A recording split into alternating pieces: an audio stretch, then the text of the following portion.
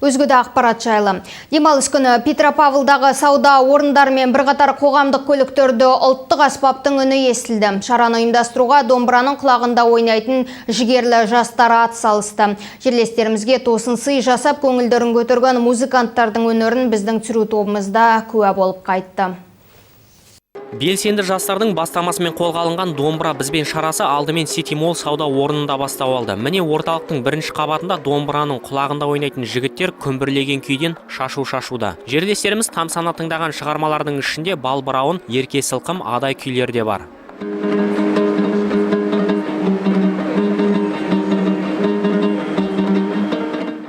Шертпелі аспапты бала жасынан меңгергендердің бірі Мейіржан Қабиев. 18 жасар жерлесіміз жергілікті университетте білім алады. Мейіржанға бұл өнер әкесінен дарыса керек. Жас домбырашы ұлттық домбыра күнінің ресми мейрам ретінде бекітілуі төл өнердің дамуына серпін береріне сенімді. Ең алғашқы өлеңім болса, Асқар тау әке деген өлең бар, сондай домбырада айтқан.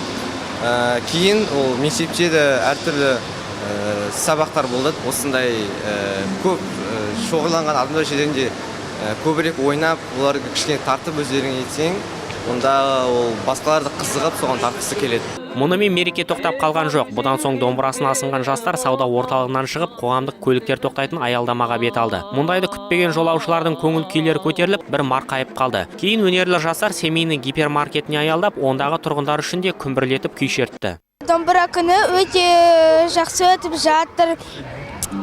Домбыра ойнап жатыр. Музыка мектебінде оқып жатқан қазіргі студенттер ары қарай білімдерін тереңдетіп, жаңағы ұстаз ретінде оқу орындарында, мектептерде жаңа үйірмелер көп ашылып, мынау жастарымыз, ұрпақтарымыз осы домбыра білімін шыңдап, жақсы яғни өнер жаңағы ұстаздарымыз терең білім берсе, неге шықпас, жас өнерпаз балалар жаңа неге шықпас деген ойдамыз.